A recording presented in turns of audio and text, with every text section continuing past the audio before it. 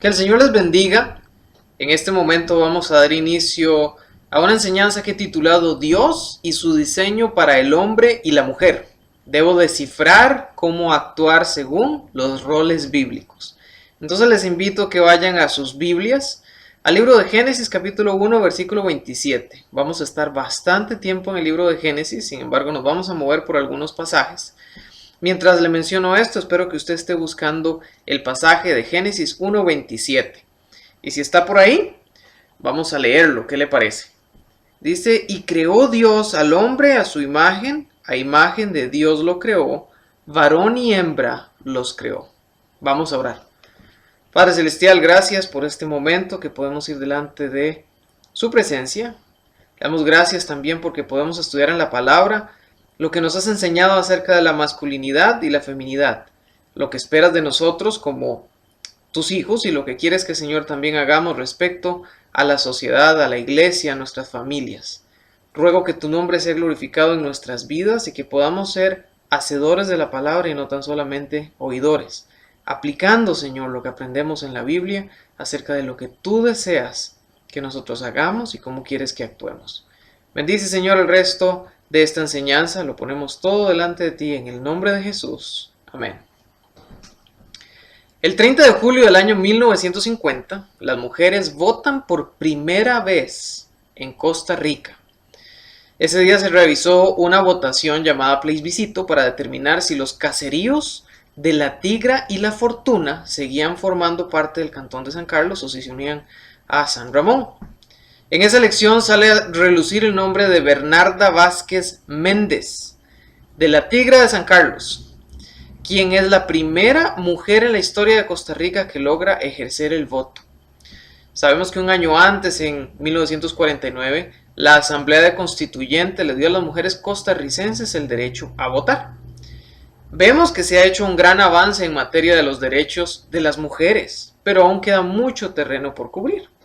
Toma en cuenta lo que sucede en algunos otros países. Por ejemplo, en Sudán, niñas de tan solo 10 años pueden casarse con su guardián si tienen el permiso de un juez, que lamentablemente ocurre con frecuencia. En Arabia Saudita, hasta el año 2017, esto fue hace solamente 3 años, las mujeres tuvieron permiso legal para conducir. Antes de eso ni siquiera se les daba licencia de conducir. Y fue en el año 2015, hace 5 años, que por primera vez las mujeres en Arabia Saudita pudieron ejercer el voto. Y hay otros lugares, por ejemplo Yemen, donde las mujeres son consideradas media persona en caso de ser testigos de un juicio. Su voto no vale lo mismo que el de un hombre, vale la mitad. No es necesario ser un experto en leyes, ni derechos civiles, ni un abogado para entender que privar a un ciudadano de cuestiones tan básicas como votar, conducir o atestiguar en un juicio es incorrecto. Habla la Biblia de estas cuestiones relacionadas a los roles y en general lo que los hombres y las mujeres pueden y no pueden hacer. Vamos a descifrar un poco lo que la palabra de Dios dice al respecto. Y esta introducción habla acerca de las mujeres. Estamos hablando de personas que han sido oprimidas a través de la historia o que no han tenido derechos a través de la historia. Y estoy utilizando el ejemplo de mujeres, pero lo hemos visto con otros grupos de personas también. El primer punto que quiero tratar aquí es que debo descifrar lo que la Biblia dice sobre los roles del hombre y la mujer. Primer punto, debo descifrar lo que la Biblia dice sobre los roles del hombre y la mujer. Y aquí podemos ver que Dios, en el libro de Génesis, espero que usted se mantenga ahí, creó tanto al hombre como a la mujer. En Génesis capítulo 1, 26 dice Dios, hagamos al hombre a nuestra imagen, conforme a nuestra semejanza. Y señorea en los peces del mar y en las aves de los cielos y en las bestias y en toda la tierra y en todo animal que se arrastra sobre la tierra. Vemos aquí que Dios creó a Adán como un varón. Y su mismo nombre, Adán, significa en hebreo, en el idioma original en que fue escrito, hombre. Simplemente Adán significa hombre. Dios también creó a la mujer, a Eva, en Génesis 2, 21 al 23. Usted puede leerlo por ahí. Sabemos que fue creada de la costilla del varón, nos dice la historia bíblica. Y su nombre significa Eva. Y su nombre Eva, significa madre de todos los vivientes. Por tanto, desde la narrativa bíblica de la creación en Génesis se puede observar que tanto el género como su forma más básica, en su forma más básica, las funciones de estas dos personas que fueron creadas por Dios tienen distintivos, si podemos decirlo de una manera. Vamos a ver, les voy a comentar un poquito un abstracto que estoy tomando de un estudio realizado por 9 Marcas. Es un ministerio que se llama 9 Marcas. Ellos tienen un pequeño estudio sobre los géneros y déjenme leerle lo que ellos tienen por ahí. Dice, de Génesis 1 y 2, vimos que el género nos fue dado por Dios, es un regalo. Por consiguiente, el género es dado, bueno y definido por Dios. Ser hombre o mujer es parte de la esencia de una persona. Esto va en contra de los vientos culturales que dicen que el género es un constructo social. Y puedo asegurarle que usted ha escuchado esas palabras en el colegio o en la universidad. ¿Qué es un constructo social? Una idea o percepción de género que el mundo o la sociedad que nos rodea ha definido. Es decir, básicamente que la sociedad es un constructo, la sociedad ha construido lo que es género. Las diferentes sociedades lo han hecho. Esto es lo que dice el mundo secular. Esta perspectiva rechaza la bondad y la naturaleza creada por Dios del género. Dicen en este punto de vista secular que el género no es algo dado por Dios o dado por alguien, sino algo plástico, maleable, que se puede adaptar a los diferentes tiempos, que es definido por la cultura o por uno mismo, para que los individuos puedan adoptar diferentes expresiones o identidades de género. Ahora, esta visión dice que el cuadro bíblico de la masculinidad y feminidad nos esclavizan en un dualismo de género, es decir, que solo hay dos. Los nuevos pensadores prometen hoy libertad, abriendo todo un espectro de expresiones de género a todos. En lugar de tener dos, hay muchos. Pero la Biblia no está de acuerdo con esto. El género es un constructo, pero no es un constructo social, es un constructo divino y por ende es algo hermoso. Compartimos una humanidad común, iguales en valor, pero no somos idénticos. Uno fue hecho masculino y la otra fue hecha femenina. Esta es la perspectiva bíblica y me gusta mucho ese comentario que veo en la página de 9 Marcas. ¿Con esto qué quiero decir? Adán y Eva no eligieron su género. Ellos desde un inicio son iguales o fueron iguales en esencia. Ambos fueron creados a la imagen de Dios. Adán era portador de la imagen de Dios, Eva era portadora de la imagen de Dios, los hombres somos portadores de la imagen de Dios, las mujeres son portadoras de la imagen de Dios. Somos iguales en esencia, ambos portadores de la imagen de Dios. En Génesis 1:26 dice, entonces dijo Dios, hagamos al hombre a nuestra imagen conforme a nuestra semejanza. Y le dio algunas tareas. Ambos son llamados a sojuzgar y señorear la tierra. Podemos verlo en Génesis 1:28.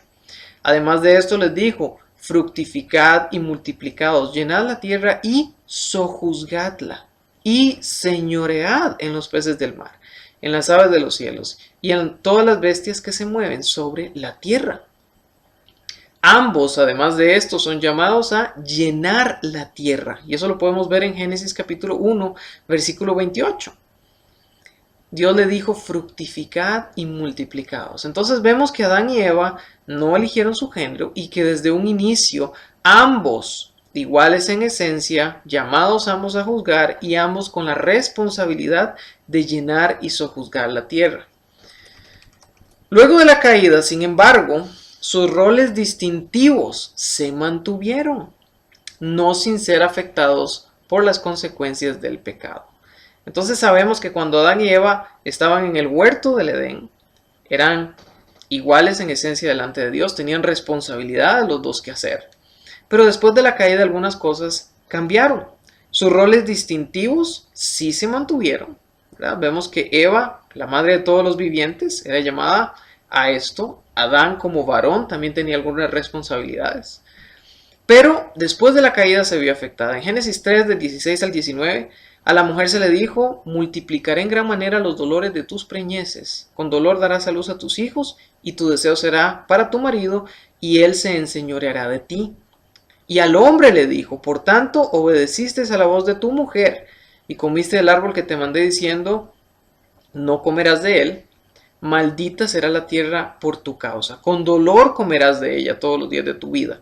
Espinos y cardos te producirá y comerás plantas del campo. Con el sudor de tu rostro comerás el pan hasta que vuelvas a la tierra, porque de ella fuiste tomado, pues polvo eres y al polvo volverás. Después de la caída vemos que las mujeres recibieron parte de las consecuencias de su pecado y de esto viene el dolor que sufren cuando tienen bebés, cuando dan a luz un hijo o una hija. Y al hombre vemos que después de la caída, el trabajo que iba a realizar iba a producirle dolor, cansancio, iba a haber sudor, iba a haber sufrimiento por tanto trabajo. Y esto iba a ser perpetuo por el resto de la vida. Sabemos también que Adán y Eva pues vivían en un jardín del Edén. Ahora, si no hubiese existido la caída, pues probablemente se hubieran desarrollado grupos humanos, se hubieran desarrollado ciudades y el trabajo hubiera continuado. Sabemos que el trabajo no es producto de la caída, no es una maldición por el pecado. El trabajo existía antes de la caída. Y lo que vemos es que no existía el dolor, no existían las espinas, no existía el sufrimiento, sino que esto viene después de que Adán y Eva desobedecen. El hombre en las diferentes profesiones, los ingenieros sufren porque problemas de la tierra donde van a hacer sus puentes, donde van a construir sus edificios, sufren reveses quienes trabajan en computadoras, quienes trabajan con personas, quienes son médicos, hay enfermedades nuevas como el coronavirus que estamos viviendo en este momento. En cualquier profesión que se viva y se trabaje, hay problemas. Ninguna persona que vaya a hacer un examen de admisión a una universidad tiene un listado de carreras que puede observar y que diga alguna de ellas, esta es completamente sin problemas, se garantiza trabajo 100%, nunca va a haber dolor ni nunca va a haber sufrimiento. Eso no existe. En cualquier lugar que el hombre trabaje va a haber sufrimiento, va a haber sudor. Y alguien dijo alguna vez, una bolsa de pan en cualquier parte del mundo cuesta lo mismo, sudor de alguien que tuvo que trabajar la tierra. Entonces vemos que esos roles, a pesar de la caída, siguen siendo distintivos. Y el Señor da castigos, da consecuencias del pecado producto de la caída, tanto para las mujeres de manera distintiva como para los hombres de manera distintiva igualmente. Entonces, seguimos avanzando y debemos, como segundo punto, descifrar cuál es la causa de los problemas o de las dificultades para definir e identificar roles en nuestra sociedad, en nuestra vida actual. Desde la perspectiva bíblica, si no se consideran los roles delineados por la palabra del Señor en la Biblia, va a existir problemas. Entonces, bueno, necesitamos definir estos roles. El primer punto que quiero tocar aquí es que el rol del hombre, bíblicamente, lo vemos claramente definido, y podemos ver que la mayoría de las veces se está refiriendo al hombre como esposo o padre. Ahora, quizá alguna persona escuchando esta enseñanza dice, bueno, yo soy hombre, pero no soy esposo ni soy padre.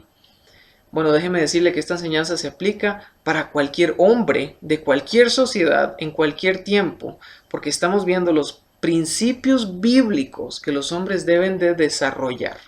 Ahora, cuando los ejecutan como padres, creo que son más visibles porque están transmitiendo ese conocimiento a otras personas, están interactuando con una esposa. Sin embargo, como hombres, podemos modelar estos comportamientos hacia cualquier mujer, hacia cualquier dama, los podemos modelar para que otros adultos también lo vean, para que el mundo que no conoce de Cristo también lo vea y glorifiquen al Señor.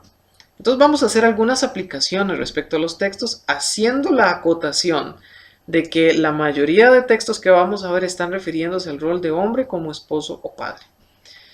Los hombres debemos modelar un amor sacrificial. En Efesios capítulo 5, versículo 25 dice que los maridos debemos amar a nuestras esposas, dice amad a vuestras mujeres, como Cristo amó a la iglesia y se entregó a sí mismo por ella. Hombres, somos llamados a tener un amor sacrificial, poniendo las necesidades de otras personas sobre las nuestras. Específicamente el texto hablando de maridos hacia sus esposas. Dice también que los maridos deben amar a sus mujeres como a sus mismos cuerpos, cuidando de ellas como nosotros cuidamos de nuestro propio cuerpo. Porque nadie jamás aborreció a su propia carne, dice el texto. En el versículo 31 dice, por esto el hombre dejará al hombre a su padre y a su madre y se unirá a su mujer y los dos serán una sola carne. Aquí podemos ver bíblicamente si hay una instrucción que se hace conexión con Génesis capítulo 2, versículo 24, que el hombre debe dejar a su padre y a su madre y unirse a su mujer. Está hablando de un principio que dice dejar el lugar paterno y materno donde fuimos criados y unirnos a nuestra esposa y convertirnos en una nueva familia. Este dejar no está hablando solamente de irnos geográficamente. Un hombre puede irse geográficamente de su casa, puede irse del domicilio de la casa de sus padres, pero vivir en una dependencia inapropiada emocionalmente con sus padres. Puede vivir en una dependencia financiera con sus padres. Y la Biblia está diciendo, hombres, si usted va a casarse, si usted va a independizarse, debe hacerlo dejando a su padre y a su madre, pudiendo sostenerse usted y su propia familia de manera adecuada. Es uno de los principios que podemos extraer del texto. El hombre también es llamado, dice Colosenses 3:19, maridos, amad a vuestras mujeres y no seáis ásperos con ellas. El llamado a los esposos es que deben tratar a las esposas con amor, no siendo toscos. Hombres, es un llamado que la palabra está dando a los esposos, entendemos, podemos sacar algunos principios acá. Los hombres solteros, jóvenes o de mayor edad, dice que deben ser caracterizados por tratar a las mujeres y a todas las personas como cristianos en amor, no en aspereza. Entonces, otro principio que sacamos acá directamente de los roles hacia el hombre. Dice también que los hombres deben honrar y vivir con su esposa sabiamente en 1 Pedro 3:7. Vosotros maridos, vivid con ellas sabiamente, dando honor a la mujer como vaso más frágil, como coheredera de la gracia, para que vuestras oraciones no tengan estorbo. El texto nos está diciendo que como hombres debemos tratar a las esposas como lo que son, coherederas, son nuestras hermanas en Cristo, y debemos tratarlas como eso. Habla de tratarlas como vaso más frágil.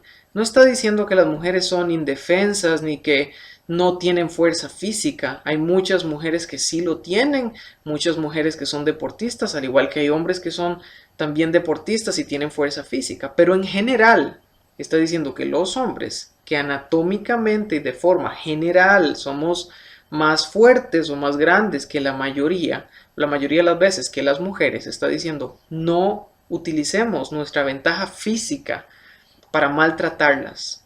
Todo lo contrario, dice, debemos tratarlas con cuidado, con delicadeza. También los hombres somos llamados a proveer a las necesidades físicas.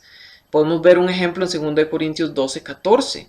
Pablo mismo no estaba queriendo tomar provecho, sino que él trabajaba. Él estaba preparado para ir a ellos y no ser gravoso, no causarles una carga, sino que él trabajaba para proveer para sus necesidades. Y hombres que están casados también son llamados a proveer para las necesidades de su familia. Quienes están solteros y tienen una edad de trabajar deben ser capaces de sostenerse y poder, aplicando estos principios, proveer. No ser un hombre, en Costa Rica hay un dicho que son hombres ninis, ni trabajan ni estudian. La palabra del Señor nos está diciendo, eso no tiene cabida en la vida de un hombre cristiano. Debemos ser caracterizados por ser personas que trabajamos, que somos esforzados. La misma palabra nos dice en otros textos, el que no trabaja, que no coma. Somos llamados a ser proveedores y a trabajar. También los hombres son llamados a ser partícipes de la disciplina hacia los hijos en temas espirituales. Nos dice que el Señor al que ama disciplina en Hebreos 12 del 6 al 11, pero un pequeño abstracto, y azota a todo el que recibe por hijo. Entonces nos hace una analogía que el Señor, como un padre de familia, ama y disciplina a sus hijos como un padre de familia debe de amar y disciplinarlos y amonestarlos y criarlos en la disciplina y amonestación del Señor. En el libro de Deuteronomios también vemos una instrucción que dice, y vosotros padres, criad a vuestros hijos en la disciplina y amonestación del Señor.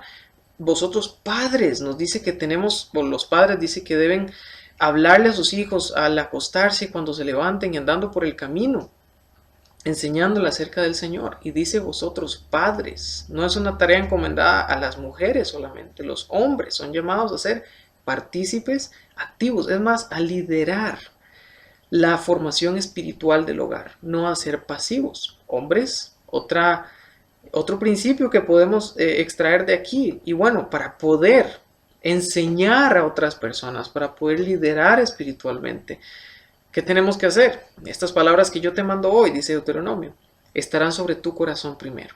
Entonces deben estar primeramente interiorizadas en nuestras vidas, siendo puestas en práctica en nuestra vida, para poder enseñar a otros. Vemos aquí también algunos roles o algunos puntos sobre los roles de la mujer como esposa o madre. Dice Tito 2:4 que la mujer debe amar a su esposo y a sus hijos. Dice que las mujeres enseñan a las mujeres jóvenes a amar a sus maridos. Entonces habla también de que las mujeres son llamadas a amar. Mujeres, ¿qué podemos sacar de aquí? Las mujeres son llamadas en su feminidad bíblica, en uno de sus roles, a ser caracterizadas por ser amorosas. También hay principios que ellas deben o pueden administrar su propia, el hogar, ayudar con la administración del hogar o administrarlo ellas mismas. En 1 Timoteo 5:14 dice, quiero que las viudas jóvenes se casen, críen hijos, gobiernen su casa. Entonces el contexto aquí está hablando acerca de mujeres viudas que ya no tienen un esposo a su lado y les da ese empoderamiento para que lideren, administren el hogar. Que no den al adversario ninguna ocasión de maledicencia. Y en Tito 2:5 las llama a ser prudentes, castas, cuidadosas de su casa. Y ahí vienen algunas otras características. También son llamadas a ser partícipes activas en la disciplina espiritual de sus hijos. En Proverbios 1, del 8 al 9. Y oye, hijo mío, la instrucción de tu padre, y no desprecies la dirección de tu madre. Y ahí vienen algunos otros temas que pueden leerse posteriormente. También, y un tema prominente que está varias veces mencionado en el Nuevo Testamento, lo vemos en Efesios 5:22. Dice, las casadas estén sujetas a sus propios maridos como al Señor. Y también dice en el 33, por lo demás, cada uno de vosotros ame también a su mujer como a sí mismo, y la mujer respete a su marido. Entonces, mujeres también son llamadas, cuando se casen, a ser sujetas o sumisas a sus esposos. Y quiero hacer aquí una pequeña aclaración. No está hablando de que las mujeres deben ser sumisas a todos los hombres. Ese no es el punto aquí. Las mujeres solteras o una mujer viuda no está llamada a ser sujeta a otro hombre porque no es esposa de esa persona. Y tampoco está hablando aquí un tema de machismo, donde los hombres son superiores y las mujeres son inferiores. Ya vimos que bíblicamente no funciona así. Está hablando en un tema de roles. Dice también la palabra que los esposos deben estar sujetos a Cristo como la cabeza. Hay otro texto que vemos en Efesios 5:21, donde dice, someteos unos a otros en el temor de Dios, donde los hombres también somos llamados a ser sujetos a las autoridades, a nuestros pastores, a nuestros líderes y a Cristo últimamente. Somos sujetos unos a otros y la esposa es llamada a ser sujeta a su esposo. Es un mandato bíblico que el Señor nos está dando, diciendo, en el hogar el esposo se sujeta a Cristo, la esposa se sujeta a su esposo y también a Cristo. Entonces, nuevamente, no se trata de machismo, no se trata de que son inferiores, ese no es el punto bíblico, pero el Señor sí delinea claramente este tema de la sumisión en el hogar. Puede surgir otra pregunta por aquí de, bueno, ¿pueden los hombres y las mujeres tener los mismos roles? Por ejemplo, en la iglesia o en la familia. Acabamos de hablar de este tema de liderar el hogar y sí hay textos que hablan de administración de las mujeres en el hogar en el contexto de mujeres viudas, por ejemplo. Bueno, hay dos puntos y no voy a ahondar demasiado en esto. Hay dos posturas, podríamos llamarlo. Una se llama igualitarianismo, donde en la sociedad, en la iglesia, en la familia, las mujeres y los hombres pueden ocupar cualquier rol básicamente. Se utiliza como texto Gálatas 3:28, donde dice, ya no hay judío, ni griego, ni esclavo, ni libre, ni varón, ni mujer, porque todos vosotros sois uno en Cristo. Bueno, entendemos que este versículo está hablando acerca de nuestra salvación, no está hablando acerca directamente de roles en el hogar y en la familia. Y hay otra posición que habla, que se llama complementarianismo, donde los hombres y las mujeres tienen roles complementarios, se complementan uno al otro.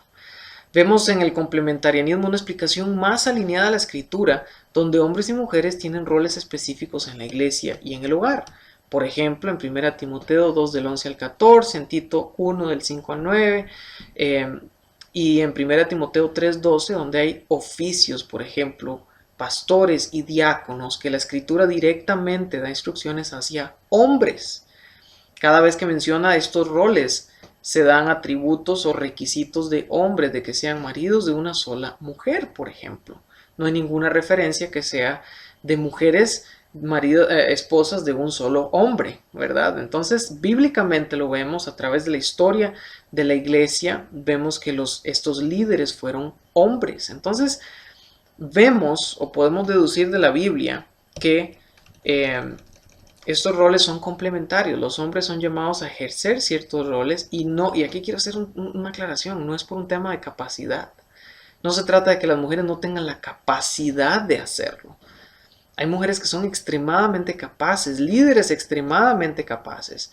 En Costa Rica hubo una presidenta, Laura Chinchilla. En otros países hay presidentas, mujeres que han sido primer ministro, líderes de diferentes empresas. No es un tema de liderazgo por capacidad, es un tema de liderazgo por rol, donde Dios en la iglesia, en la familia, ha establecido que el liderazgo espiritual y el liderazgo, tanto en la iglesia como en la familia, es dado a los varones. Y nuevamente hago la aclaración, no es un tema de capacidad, no es un tema de machismo, es un tema de roles que el Señor ha establecido claramente en su palabra. Entonces, ¿cuál es el orden correcto, si quisiéramos decirlo así, el orden correcto de masculinidad y feminidad que debemos seguir? Entonces voy a contarles un modelo bíblico, si podemos verlo a la luz del matrimonio y la familia, acerca de este tema. El modelo de masculinidad y feminidad se puede observar en la familia así.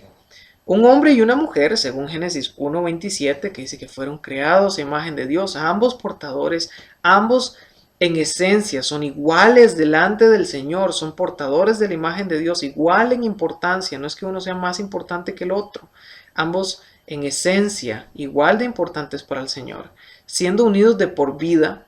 Nos dice Marcos 10:9 que lo que Dios juntó no lo separe el hombre, para que la esposa sea la ayuda idónea del esposo. En Génesis 2:18 dice que no es bueno que el hombre esté solo, le haré una ayuda idónea para él. Y quien tiene esta esposa tiene un esposo amoroso, según Efesios 5:25, dispuesto a dar su vida por ella, para que los dos se conviertan en una sola carne, con el propósito de multiplicarse, según Génesis 1:28, y hacer de sus hijos discípulos de Cristo. Si podemos ver esta idea de roles en el matrimonio. Ahora, si no estás casado, las virtudes bíblicas pueden igualmente desarrollarse en su relación con otros, en su casa, por ejemplo, aún en su trabajo o en su lugar de estudio. Podemos ver, como les venía diciendo, que estos son principios que podemos aplicar y desarrollar en nuestra vida y modelar en nuestra vida para ser de bendición a otros y a personas más jóvenes que están creciendo. Algo que quiero hacer aquí una aclaración es el tema de la adolescencia. La adolescencia es un constructo relativamente moderno. Fue por allá en los años 1940 donde se empezó a usar esta palabra en el idioma inglés. Antes de eso, una persona pasaba de la niñez básicamente a la edad adulta. Si tenía oportunidad de estudiar, ingresaban a las universidades a los 14 años. Apenas podían pasar un examen de admisión en los países desarrollados de aquella época. Y si no, empezaban a trabajar.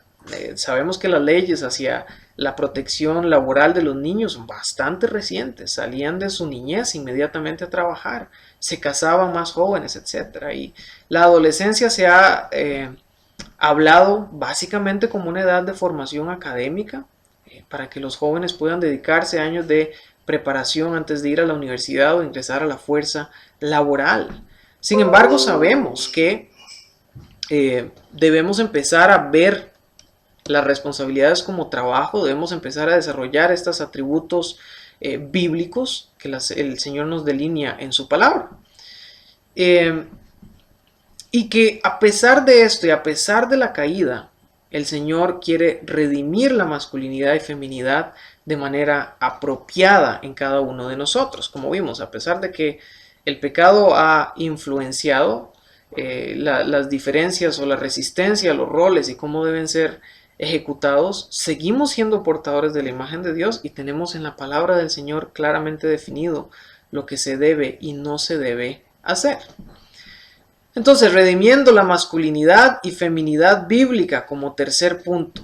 Cristo, lo vemos, redimiendo o hablando de manera apropiada, dirigiéndose correctamente hacia las mujeres, elevándolas a un rango de honor con el que fueron originalmente creadas. Me encanta la historia allá en Juan capítulo 4, cuando el Señor Jesús interactúa con la mujer samaritana. Esto fue una cuestión completamente fuera de lo ordinario. Un hombre judío que no se relacionaba con los samaritanos, hablando con una mujer que había tenido ya varios maridos, había sido divorciada varias veces y estaba ahora en lo que llamaríamos hoy juntada, no estaba casada con el hombre con el que ella vivía.